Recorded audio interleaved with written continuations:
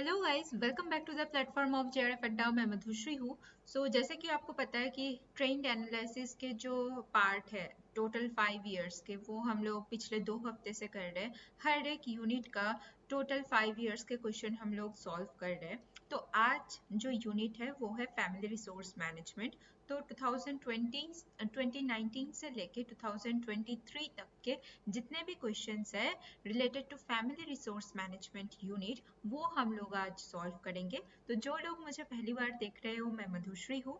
तो मैंने बीएससी अपना फूड एंड न्यूट्रिशन से किया है, एमएससी पब्लिक हेल्थ न्यूट्रिशन से किया है, और मैंने 2 टाइम्स नेट क्लियर किया है होम साइंस में with 93 and 94 percentile.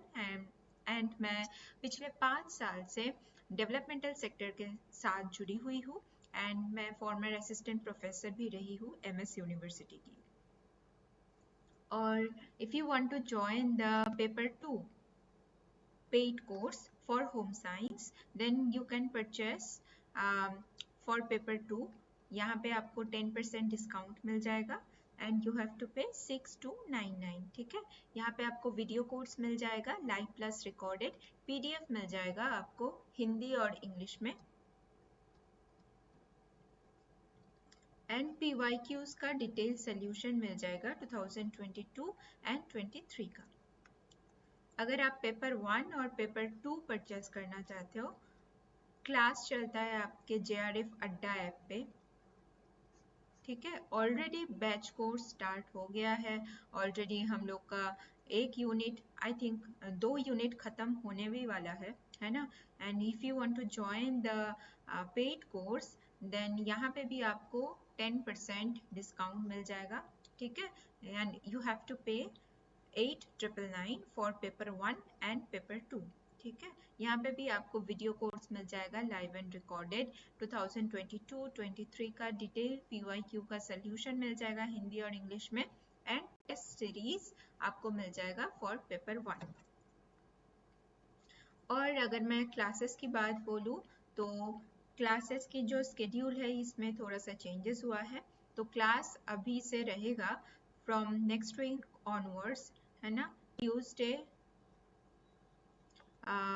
Thursday and Friday. ठीक है, 3 दिन आपके यूट्यूब के क्लासेस रहेंगे। एंड पेड सेशन में हम लोग मिलते हैं जेआरएफ अड्डा ऐप पे वेडनेसडे, सैटरडे एंड संडे। ठीक है, रात की 9 बजे, और यूट्यूब पे हम लोग मिलते हैं रात की 8 बजे। ठीक है, now see the first question is, one of the methods for the recipe adjustment is by prime method, factor method, process charting or PERT. तो answer will be the factor method. recipe adjustment बोला है तो it is related to the factor method. ठीक है, अब देख लेते हैं PERT क्या है। ऑप्शन में और एक ऑप्शन था जो इम्पोर्टेंट था, वो है PERT। PERT क्या है?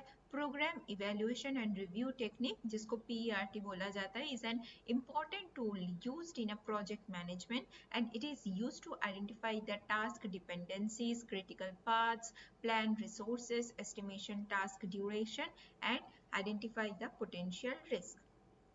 जो PERT है ये एक basically evaluation and review technique है ना। तो इससे क्या होता है, जो मैनेजमेंट प्रोसेस है ना, इसमें डिफरेंट टाइप ऑफ फैक्टर्स रहते हैं, सब फैक्टर्स रहते हैं या को फैक्टर्स रहते हैं, है ना।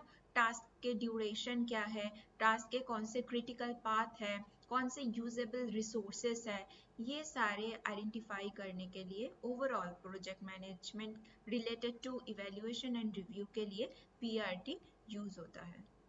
नाउ अब देखो सेकंड क्वेश्चन क्या है, what is management? Management process is what?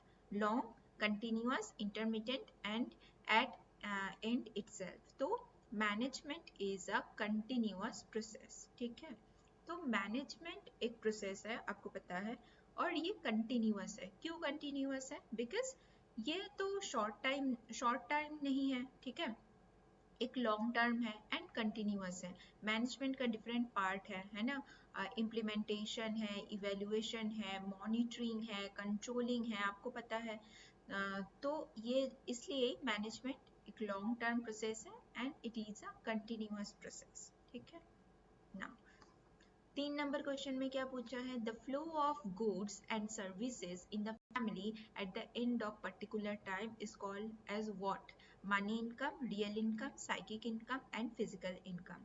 तो यहाँ पे क्या बोला है, flow of goods and services in the family at a particular time it is called as a real income. अब देख लेते हैं, तो जो इनकम है ये मोटा मोटा शब्द में अगर मैं बोलूँ, मेनली 2 to 3 टाइप्स है। यहाँ पे हम लोग अभी जान लेते हैं मनी इनकम क्या है, क्योंकि मनी इनकम ऑप्शन में था। मनी इनकम में भी 2 सब पार्ट है, क्या क्या है, employment income and investment income. Employment income क्या है, वेजेस, सैलरीज, है ना, आप जॉब करते हो, वहाँ पे आपको सैलरी मिलता है मंथली बेसिस पे। बहुत सारे ऐसे डे टू डे वर्कर्स है ना, जिनको वेज वर्कर भी बोला जाता है, उनको डे बेसिस पे सैलरी मिलते हैं, है ना। फिर इन्वेस्टमेंट इनकम क्या है, investment income in the sense interest receive from the interest stock. आपने कोई स्टॉक मार्केट खरीदा है, उससे आपको जो इंटरेस्ट मिलता है it's called a investment income, है ना। आप किसी चीज पे इन्वेस्ट कर रहे हो और उससे आपको जो रिटर्न मिल रहा है it's called investment income. Psychic income क्या है, which gives satisfaction from money and real income, it's called a psychic income, ठीक है। And it should be, psychic income का स्पेसिफिक नेचर होता है, क्या क्या होता है, इंटेंगिबल होता है, क्वालिटेटिव होता है और सब्जेक्टिव होता है। It couldn't able to count, है ना, सब्जेक्टिव यहाँ पे बोला है, क्वालिटेटिव बोला है। तो साइकिक इनकम मतलब specifically it is related to satisfaction, ठीक है। साइकिक, साइकोलॉजी याद रखना, और इससे क्या मिलता है, सेटिस्फेक्शन, ठीक है।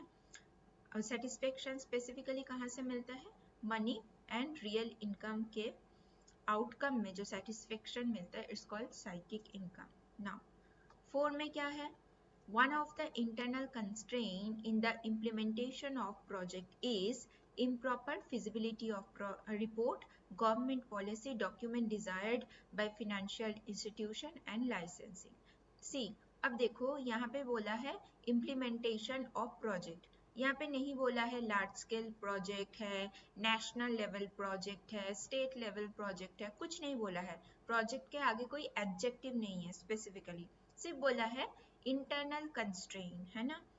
तो अब देखो गवर्नमेंट पॉलिसी जो है ये सोसाइटी के लिए है, लार्ज स्केल है ना। फिर document desired by financial institution, ये भी कोई इंटरनल कंस्ट्रेंट नहीं हो सकता है अगर आप इम्प्लीमेंटेशन पर्सपेक्टिव में बोलो तो, है ना। ये एक रिसोर्सेस की तरह काम कर सकता है, ठीक है। नाउ लाइसेंसिंग, लाइसेंसिंग तो एक अलग पार्ट है, इसके साथ इम्प्लीमेंटेशन का कोई मतलब नहीं है। अगर हम बोल, अगर इसके साथ, अगर आप क्वेश्चन के साथ आंसर का या ऑप्शन का लिंक ढूंढो तो आपको मिलेगा कि इम्प्रॉपर फिजिबिलिटी ऑफ प्रोजेक्ट, मतलब वो आगे जाके प्रोजेक्ट कितना फिजिबल है, कितना रियलिस्टिक है ना, यही हम लोग देखते हैं, है ना। तो ये एक इंटरनल कंस्ट्रेंट की तरह काम करते हैं। या specifically feasibility of report, specifically different type of reports generate होते हैं, मिड रिव्यू रिपोर्ट, है ना, मीड ईयर रिपोर्ट, फिर इंटरनल रिपोर्ट, फिर एक्सटर्नल इवेल्युएशन रिपोर्ट। तो अगर प्रॉपर फिजिबिलिटी नहीं है प्रोजेक्ट का, है ना, अकॉर्डिंग टू रिपोर्ट, तो वो इम्प्लीमेंटेशन गैप हो जाता है। Now 5 number question is expenditure for celebrating Diwali is planned expenditure, semi-fixed expenditure, uncontrolled expenditure and extra expenditure। तो answer would be extra expenditure, ठीक है।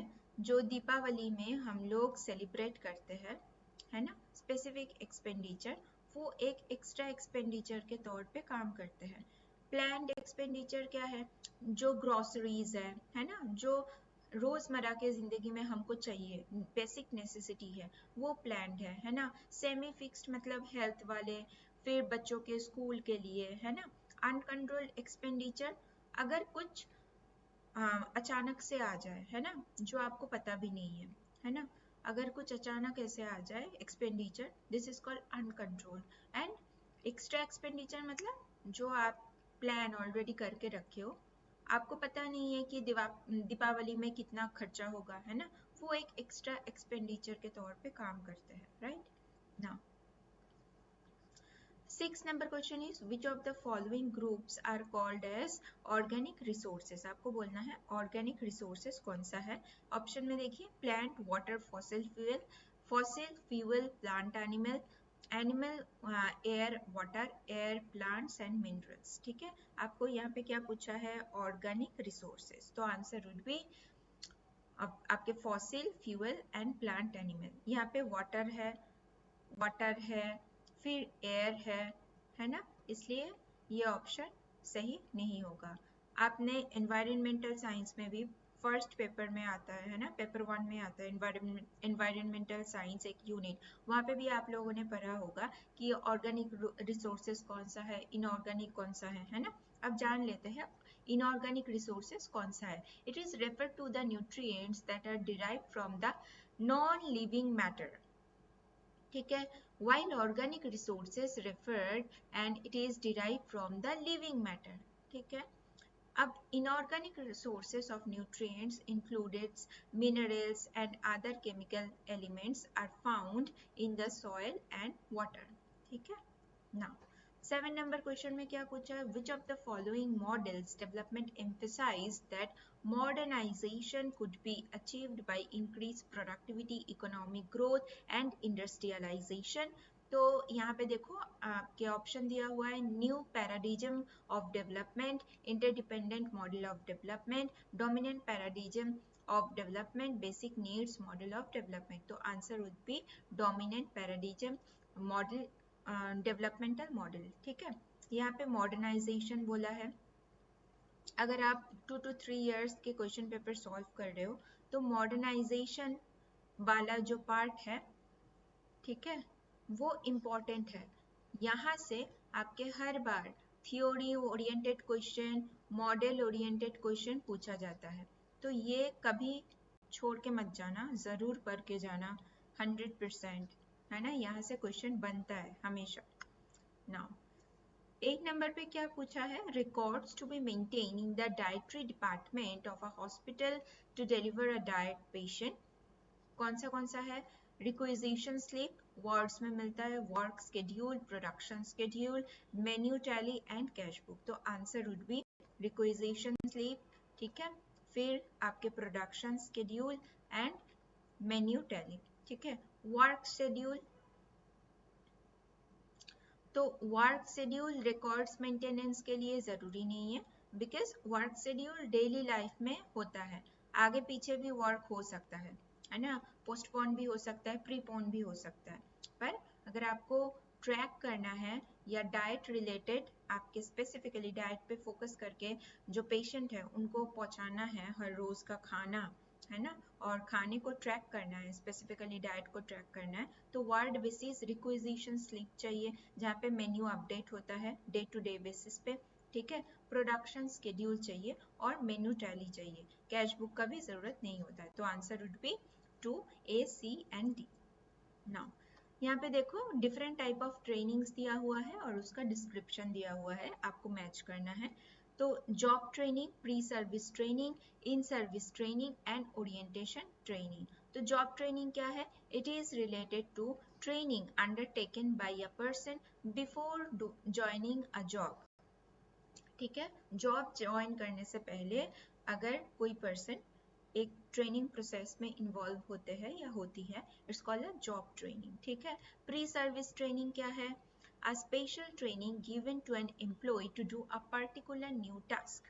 ठीक है, तो pre service it is related to do a particular task. ठीक है, in service training is a training given to an keep an employee updated with the latest knowledge for a job। ठीक है, in service मतलब ongoing process में update करने में, skill को improvise करने में। ठीक है, इन सर्विस ट्रेनिंग दिया जाता है। ओरिएंटेशन ट्रेनिंग क्या है, orientation training is to introduce a new employee to organization mission, vision, philosophy and structure.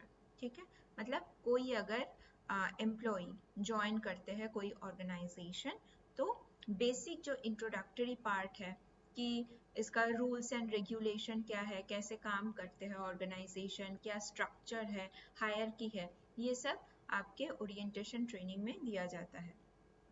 ठीक है, यहाँ पे हिंदी पे है, देख लीजिएगा। Now 10 number question is arrange the steps of the flower arrangement in a correct sequence। ठीक है, तो फर्स्ट क्या है, देखो collect all the required material. आपको फ्लावर अरेंजमेंट करना है, वास में आपको फ्लावर लगाना है, सजाना है। तो पहले क्या करोगे, आप जितने भी मटेरियल्स है उसका आप कलेक्ट करोगे, ठीक है, या अरेंज करोगे। ठीक है, उसके बाद आप क्या करोगे, उसके बाद आप cut the stock of the flower in the desired length. आपको कितना अकॉर्डिंग टू वास फ्लावर के कितना लेंथ होंगे, ठीक है, उस बराबर आप फ्लावर को कट करोगे।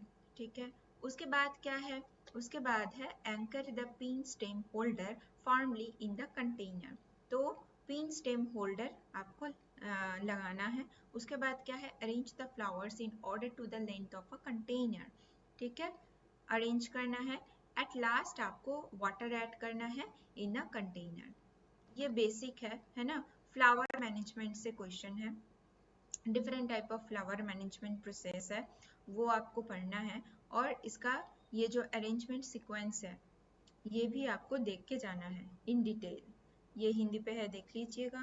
नाउ 11 नंबर क्वेश्चन क्या है, arrange the stages of new product development. First क्या है, idea generation, product development, screening, फिर कमर्शियलाइजेशन एंड कंसेप्ट डेवलपमेंट। हमेशा याद रखना जो कमर्शियलाइजेशन पार्ट है ये एकदम अंत में आता है। ठीक है, तो अब देख लो 5 लास्ट में किसका है, देखो डी का है और डी है।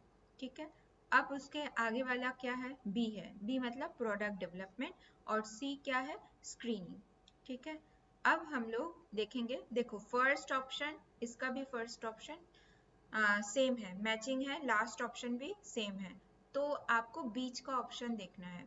ठीक है, तो ए के बाद आइडिया जनरेशन के बाद क्या होगा, आइडिया जनरेशन के बाद स्क्रीनिंग होगा, कि आपने जो आइडिया जनरेट किया है या अकॉर्डिंग टू टीम जो आइडिया जनरेट हुआ है उसका स्क्रीनिंग प्रोसेस होगा कि वो कितना फिजिबल है, रियलिस्टिक है ना। उसके बाद क्या होगा, कंसेप्ट डेवलपमेंट होगा।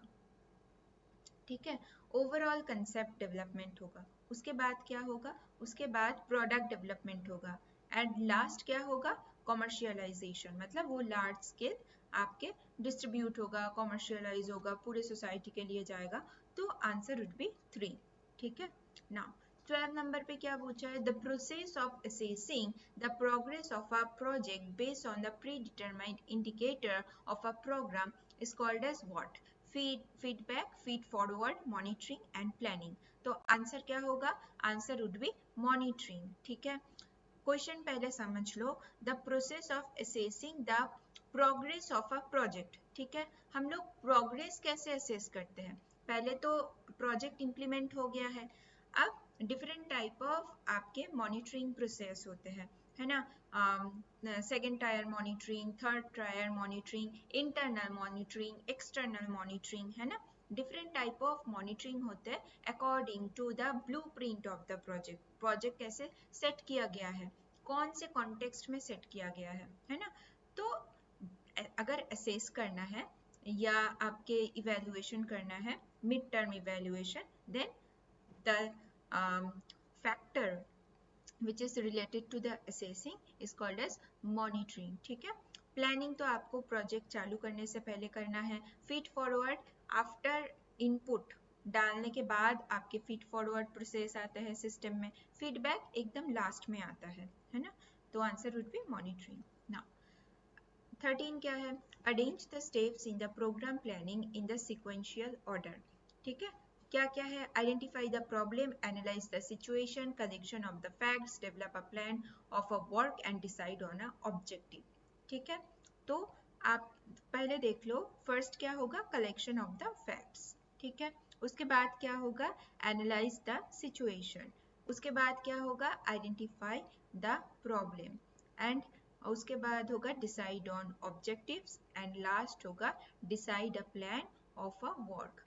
ठीक है, तो आपके प्रोग्राम प्लानिंग का स्टेप्स पूछा है, लाइक कंट्रोलिंग का स्टेप्स, प्रोग्राम प्लानिंग का स्टेप, देन आपके रिसर्च से भी आता है, रिसर्च मेथड्स, कैसे आप डेटा को आप एनालाइज करोगे, इसका स्टेप्स, रिसर्च पेपर कैसे लिखोगे उसका स्टेप्स, स्पेसिफिकली ये स्टेप्स रिलेटेड क्वेश्चन आपको देखने के लिए मिलता है। फिर कम्युनिटी डेवलपमेंट का स्टेप्स है ना।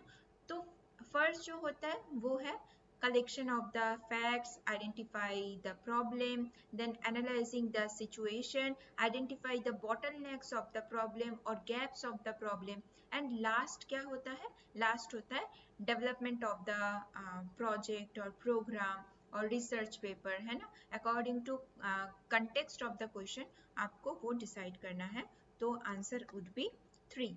ठीक है ना।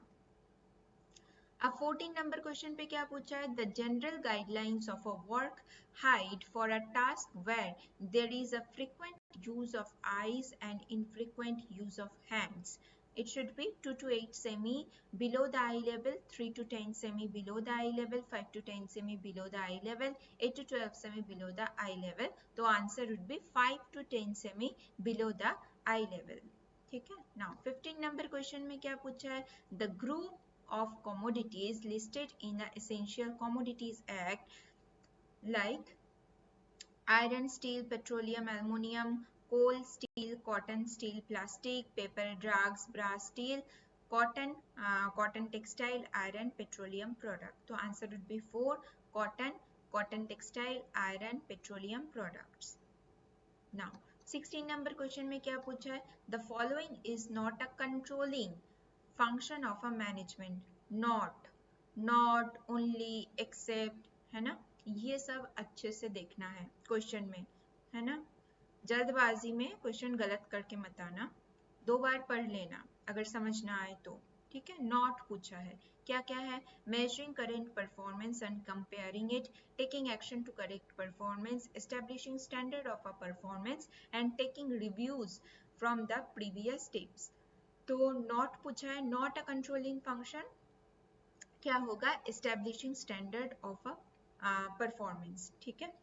तो जो ये standard of a performance establish करना होता है ना, वो फर्स्ट स्टेप में होता है, एंड लास्ट स्टेप में हम लोग क्या करते हैं, कंपेयर करते हैं, तो ये फर्स्ट स्टेप में होगा। ठीक है। नाउ 17 नंबर क्वेश्चन क्या है, following are the features of a strategy. It relates to one of area of operation. It requires commitment of an organization based on mostly future scenario. It will not affect the future growth of organization. It is based on expected behavior of the forces of external environment. तो strategy features पूछे हैं, क्या क्या होगा, it requires a commitment of organization, उसके बाद होगा it is based mostly the future scenario, and last में होगा it is based on expected behaviour of a forces in a external environment. क्यों डी नहीं होगा, it will not affect the future growth of organization. Obviously एक short term strategy होता है, एक long term strategy होता है, both strategies are going to affect the future growth of organization. तो यहाँ पे अगर बोलता कि affect the future growth of organization, then it would be correct. यहाँ पे not बोला है इसलिए नहीं होगा। It relates one area of operation, नहीं, अगर strategy होता है overall जितने भी फैक्टर्स होते हैं होलिस्टिक अप्रोचेस में इम्प्लीमेंट किया जाता है ना। तो it is not relates to one area of operation, overall all the area of operation. ठीक है। नाउ यहाँ पे हिंदी में है, देख लेना। नाउ 80 नंबर क्वेश्चन में क्या पूछा है, monitoring and evaluation of a project is for effective management, achieving objective, promotion stake holder, establishing accountability, optimal use of resources. ठीक है। See, promotion of stakeholder, it is not the objective of monitoring and evaluation of project. ठीक है। तो क्या क्या होगा, effective management, achieving objective, ठीक है, establishing accountability and optimal use of resources. तो 4 would be the correct answer. यहाँ पे हिंदी में है, देख लेना। See, 19 नंबर क्वेश्चन में क्या पूछा है, arrange the steps involved in the controlling process. ठीक है। analyze the deviation, set the performance standard, measure the performance, compare the actual performance with the standard, take the corrective action. ठीक है, तो देखो फर्स्ट क्या होगा, सेट द परफॉर्मेंस स्टैंडर्ड, जैसे मैंने पिछले क्वेश्चन में भी आपको बोला है, ठीक है। फिर मेजर द परफॉर्मेंस, ठीक है। उसके बाद होगा compare the actual performance with the standard. उसके बाद क्या होगा, analysis the deviation, and last में होगा टेक अ करेक्टिव एक्शन। तो 3 would be the correct answer.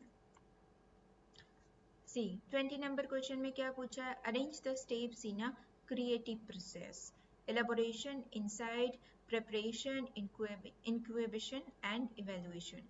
तो आपको क्या करना है, स्टेप को अरेंज करना है। तो फर्स्ट क्या होगा, इनसाइड, ठीक है। उसके बाद होगा एलाबोरेशन, उसके बाद आएगा इंक्यूबेशन, ठीक है।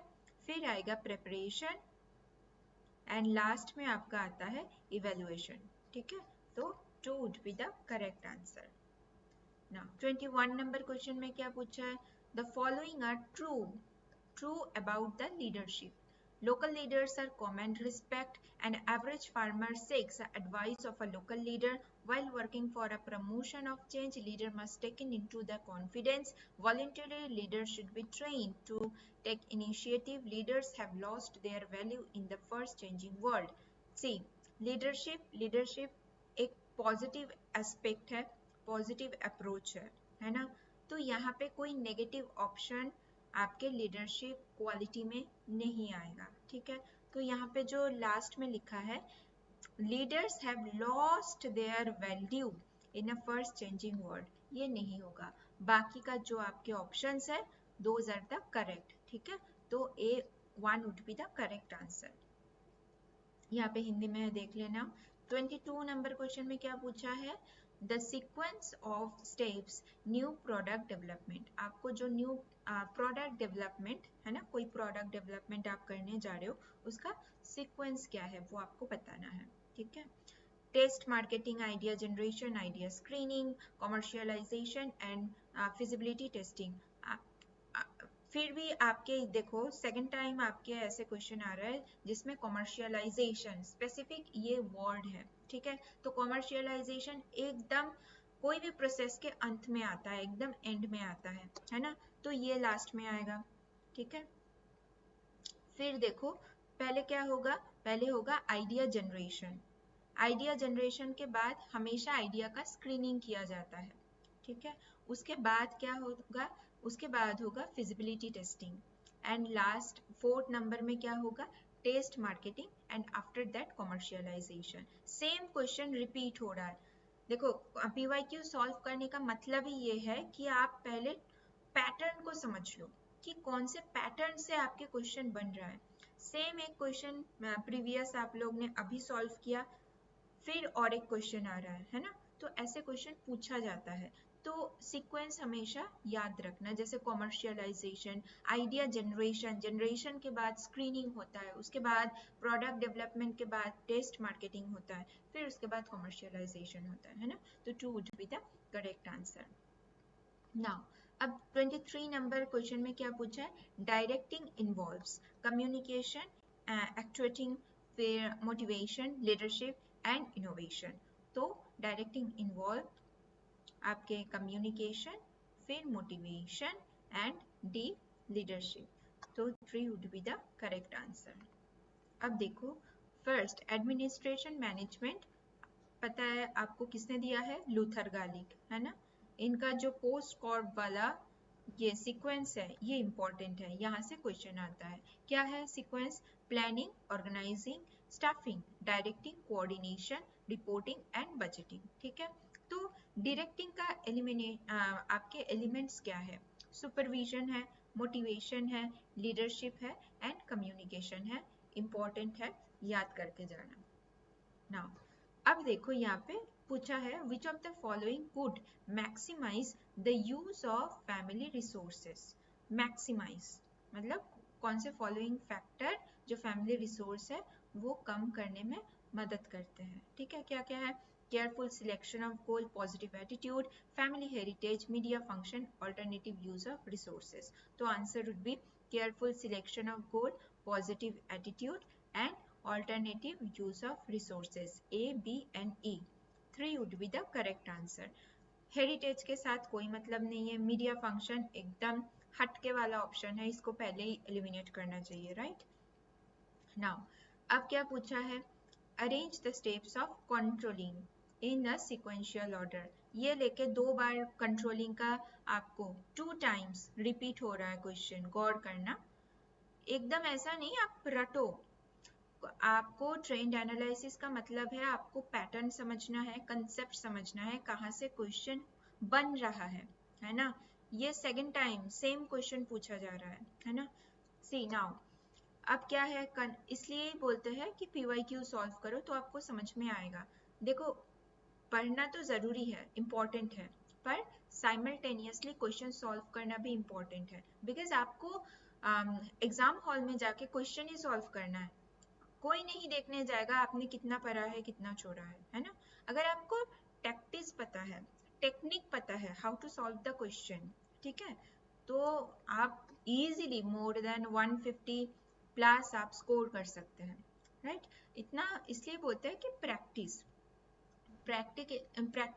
एक कंपोनेंट है जो एक इंसान को self confidence, inner confidence boost up करने में मदद करते हैं, है ना।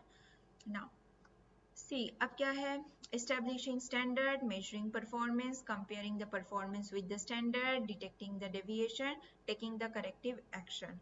तो ये सीक्वेंस में दिया हुआ है, 3 would be the correct answer, ठीक है। नाउ यहाँ पे आपके डिफरेंट टाइप ऑफ मैनेजमेंट का थ्योरी है, इसको और किसने दिया है, कौन से साइंटिस्ट ने दिया है, ये आपको मैच करना है। क्लासिकल मैनेजमेंट थ्योरी ये मैक्स वेबर ने दिया है। तो फर्स्ट आपके classical management theory would be max weber. Human relation theory आपके हेनरी सेचिन ने दिया है। न्यू क्लासिकल थ्योरी आपके मैक जॉर्ज ने दिया है। फिर आपके मॉडर्न मैनेजमेंट थ्योरी ये लॉरेंस ने दिया है। डिसीजन थ्योरी आपके साइमन ने दिया है। तो 1 would be the correct answer. See अब कंट्रोलिंग का आपके सवाल पूछा है, फिर से ये चीज रिपीट हुआ है, तो आपके 3 would be the correct answer, ठीक है। अब देखो मैंने आपको बोला है कि फैमिली रिसोर्स मैनेजमेंट से कौन से इम्पोर्टेंट टॉपिक है जो आपको 100% करके जाना है, ठीक है। पहले तो डिफरेंट टाइप ऑफ मैनेजमेंट का कंसेप्ट है, अप्रोचेस है ना, कैसे टाइम मैनेजमेंट के साथ रिलेटेड है, मनी कैसे मैनेजमेंट के साथ रिलेटेड है, what are the different motivating factors related to management. फिर different type of motivational theories है, डिसीजन मेकिंग थ्योरीज है, जैसे अभी साइमन का आया था डिसीजन मेकिंग थ्योरीज, है ना। ये सारे थ्योरीज जो है रिलेटेड टू मैनेजमेंट, ये आपको पढ़ के जाना है। और जैसे आपने देखा होगा मैचिंग में भी बहुत सारे थ्योरीज आए थे, तो वहां से आगे जाके भी क्वेश्चन बन सकता है। तो हर एक थ्योरीज आपको अच्छे से, थ्योरीज का क्या क्या स्टेप्स है, अगर इन डेप्थ क्वेश्चन पूछ ले, थ्योरीज से डायरेक्ट क्वेश्चन पूछा जा सकता है, तो वो आपको सॉल्व करके जाना है।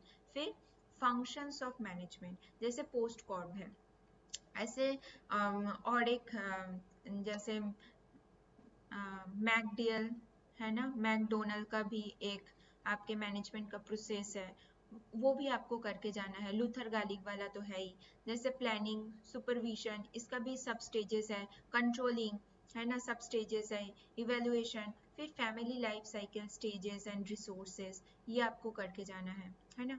फिर resources, different type of resources, जैसे ऑर्गेनिक रिसोर्सेज, इनऑर्गेनिक रिसोर्सेज, फिर फैक्टर्स